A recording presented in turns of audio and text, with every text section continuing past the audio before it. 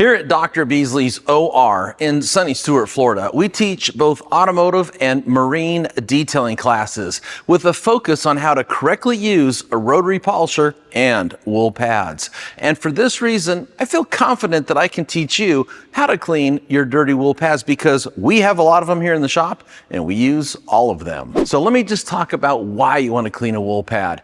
Anytime you're buffing on paint, you have two things building up on the surface of the pad. You have the spent product, so if you're using a compound, a polish, or even an AIO, as you use that product, it becomes spent, it becomes used up, but it builds up on the face of your pad. And then whatever you're abrading, for example, if you're buffing on a car with a clear coat, you're abrading the clear coat. If you're buffing on a boat with a gel coat, you're abrading the gel coat. And that material that you're abrading is also coming off and building up on the face of the pad. So you have spent product and removed paint or removed gel coat. And if you don't clean this off the pad, here's what's gonna happen. Every time you add fresh product, you're gonna pollute it and dilute it, okay? Because you're mixing fresh product with the gunk that's built up on the pad. The fibers are gonna start to mat together and put more coarse scouring scratches in as you're buffing. And then the resulting residue that's going to be on the side of the boat or on the hood of a car is going to be sticky or gummy. It's going to be harder to wipe off, and that's going to tire you out. So it's just a good practice to clean your pad often as you're using it, and then of course when you're done using it, clean it after the end of the day. So let me go through some different ways to clean a pad. The first way I'm going to show you how to clean a pad is the dry cleaning method. Now, what you should own is called a Spur. These only cost about 10 bucks. If you don't have one, I recommend you get one. You can also use a stiff nylon brush like this tire cleaning brush. It doesn't do a great job of cleaning, but if you don't got a Spur, this is an option. Now, a lot of people ask me, well, Mike, can I just use a screwdriver? Look, I've been to plenty of shops where there's people using screwdrivers to clean pads. If that's all you got, sure, drag that across the pad. It'll clean off some of the gunk. But what happens is it tends to tear up the fibers, and as you're actually cleaning the pad, it's going to find a sweet spot on there and start to dig a trough. So don't use the screwdriver, get the Spur. Now to do this, here's how you do this. Take and rest this against your knee, the back of the polisher. Bring the speed up to high speed, and then you want to take your Spur and you want to start in the center and work your way out. Now the pad is spinning this way, so you go from the center out towards the inside of your body. Don't come over here because it's going to want to throw it, and you don't want it to throw it up into your eye. So that would look like this. And I like to go all the way around to the back side, because a lot of times I'll put the rotary polisher up on edge.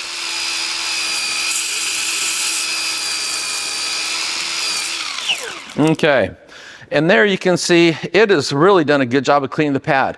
There's some still staining going on here. That'll come out if you wash the pad. Usually it won't come out if you just dry clean it, but this would be perfectly safe to put back to work. Now, if you wanted to try a brush, this would be the same technique. Lock this against your leg and then just run the brush over the pad. And if you don't have either one of these and all you got's a screwdriver, it's going to make the tip of my screwdriver shiny. You'd put it in here and just kind of run it out like that. And yes, I have actually used a screwdriver when I've been in a situation where I didn't have my Spur. Now look how shiny the tip is. Okay, so that's how you dry clean a wool pad. There's another method which you can dry clean a wool pad, and that's using compressed air. Now to do this, you need a compressor and an air squirter. And you want to do the same basic kind of thing. You want to place the rotary polisher against your knee or onto the ground or onto a table, and then kind of squirt the air from the center moving out. Do this a few times, and a lot of times this will blow out anything that's dry. It also helps to separate and fluff up the fibers. But that's how you can use air to clean a wool pad. So let me show you how to do a wet wash process using a utility sink, or what we call a slop sink. Now, you can see this pad is visibly dirty. So the first thing you want to do is you want to get a pad cleaner. This is a PRS from the Grit Guard company. And I'm just going to spray this onto the pad. And then if you want to, wear nitrile gloves. I tend to just go ahead and work this in. So don't follow me for safety advice. Okay, work that in really good. And then I'm just going to turn the water on. And I'm going to grab a brush. Now what works best is a short bristle brush like I shown earlier. This is a tire scrubbing brush. Longer bristle brushes like this, they're really not going to work that good. So you want something short and stout just like this. I'm going to bring it in here to the running water, get it wet. Then I'm just going to start to scrub it. You can actually see the dirt coming off down into the sink there. And this is actually an approach you'd probably want to use at the end of the day. This pad's going to be pretty wet. I will show you how to sling the water out and then go ahead and spur it. But you can see already all that black residue and spent compound, removed paint's all been coming off. Okay, so then give it a good final rinse.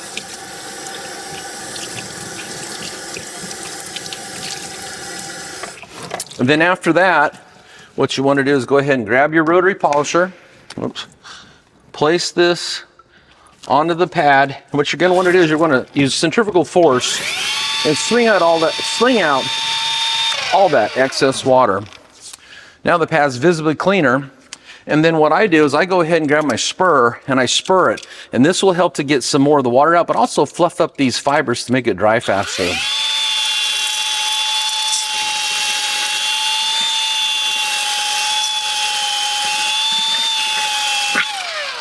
There, that is a clean pad, washed by hand in a utility sink. So the Grit Guard pad washer is actually sold as an option with its own cart with a hole pre-drilled to hold it. What's nice about this is now you're not bending over or trying to put that pad washer on some kind of table. Now the way this works is it has these spring-loaded cups in here, and watch what happens. I'm going to push on this. See how it starts to pump the water up? And then there's basically a Grit Guard insert, and the pad's going to rub across this as the water, the cleaning fluid, is being injected in the pad. It's going to kind of squeegee all the compound and the removed paint off the face of your pad. That's how these things work. It is important to fill it to the right amount of water. And here, let me just show you that. When you press this down all the way, so you compress, here, I'll show you the springs. These are stainless steel springs in these little cups. There's 4 of them with the hole. So when you pump this up and down, it pushes water up into the pad. But the way this works is when you set this in here, you push this all the way down, and then you add water till it's about 1/8 of an inch over the top of the grill. And that's how you know if you've got the right amount of water. So let me put the splash guard rail back on. This is going to keep you clean. So this is this pad that we cleaned with the Spur only earlier, and it cleaned it and it fluffed up the fibers, but it's still fairly dirty. So the way you use this is, first I also just want to show you this. I have the Lake Country 3-inch extension on here, and the reason I like using the extension when using this pad washer is because you're going to be pumping this thing up and down, and without the extension, the body of the tool hits the side of the splash guard lid. So just adding this simple little modification here helps you to clean your pads better and faster. So the first thing we want to do is we want to take the Grit Guard pad cleaner, and we just want to take and spray some of this on there. I'm going to take and just agitate this, work it in really good. Okay, then this is how this pad washer works. Place it into the Grit Guard pad washer, close the lid. There's a little locking tab right there. I'm going to turn this thing on, and I'm going to pump it up and down. And what this is doing is it's injecting that pad with the water, working together with the cleaning solution. And I'm going to kind of rock this around a little bit, but you can see I'm pumping up and down, and the tool body is not bottoming out on the lid. So that's where the extension helps out. Then after 30 seconds or so, lift it up, but leave it inside the splash guard lid. Bring up your RPMs, use centrifugal force to sling out a lot of that water. And look how clean that pad came out. And then as an option, here's something I always do. Go ahead and grab your Spur, and you can rest this on your leg. Another way you can do this is just rest this down on the ground and then run the Spur over it. Either way will work. And there you have a clean, almost dry, fluffy pad ready to put back in the surface. This is the Lake Country System 4000 pad washer. It works similar to the Grit Guard. It does have something that's kind of a better feature about it, and that is when you add the water to the outside bucket, this is your water you're going to draw from, but as you're using it, it's going to trap the dirty water in a separate catch basin. So as you're using this tool, you're never introducing dirty water to the face of the pad. And that's one of the things that makes it a little bit different than the Grit Guard pad washer.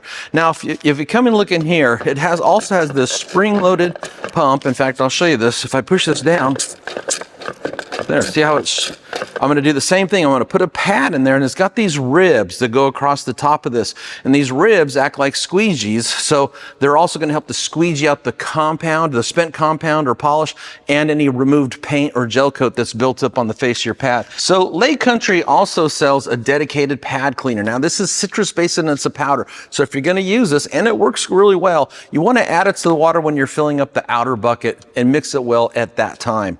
Now, to use this, here's a dirty pad. And I'm going to take and attach this to my backing plate.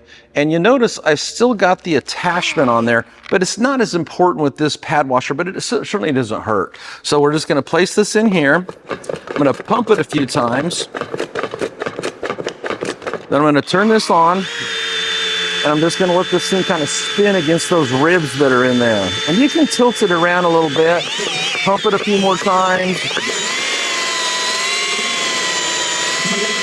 But most of these pads, it's mostly just a matter of seconds to get one really clean. It isn't like minutes to get one clean. Okay, then lift it up. Bring your speed all the way to the high speed. Let this thing just spin. Sling some of the water out. And boom, you've got a clean pad ready to go. And then again, I would take my Spur.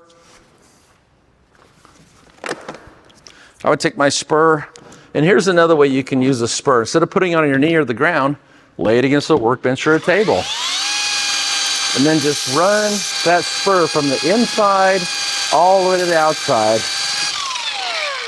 And look how nice this pad is. This is ready to go back to service. There's one more method I want to share with you for doing a wet cleaning approach, and that's to use a pressure washer. A lot of times if you're a detailer, you've already got a pressure washer and you understand just how well a pressure washer cleans just about anything, including pads. So what you want to do is take your dirty pad off the face of the backing plate. You're not going to use the buffer for this. Lay it down flat on the ground. And then what you're going to do is you're just going to take and hit it with the pressure washer. You can add a pad cleaner first and agitate it to help loosen up some of the compounds or the removed paint or the gel coat that's built up on the face of the pad, but then just take and pressure wash it. Now, if you've got a really strong pressure washer, sometimes what happens is when you hit that pressure, it actually blasts your pad down the driveway or down the shop out front. So one of the things I sometimes do is I just take a string, or in this case I got a wire, I attach it to a bolt, throw it through the inside, secure it to something solid, put it down on the ground, and now it's not going anywhere as I clean it. After you've pressure washed the pad and you're satisfied with how clean it is, it's a good idea to go ahead and place it on the backing plate of your rotary polisher and bring the speed up to sling out all that excess water, and then go ahead and spur it at the same time. So anytime you're working on an old single stage paint like this old Dino Ferrari, you're going to see the pigment come off onto the face of the pad. Now this holds true for boats too that have a gel coat finish because the pigment is in the gel coat.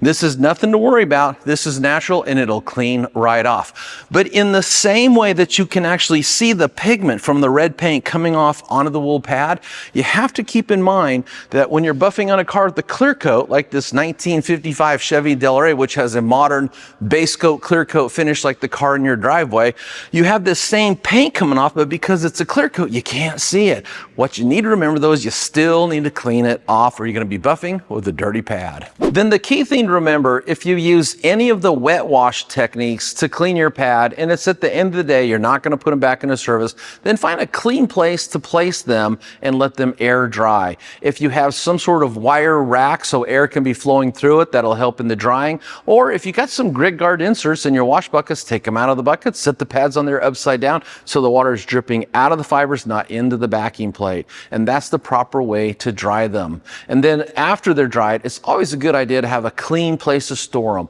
like inside an enclosed cabinet. So none of the dust in the air, because detailing shops are kind of dirty, will land on the fiber, so then you got to clean them again. So just have a clean place to store your clean pads. And that's how you clean and take care of wool buffing pads.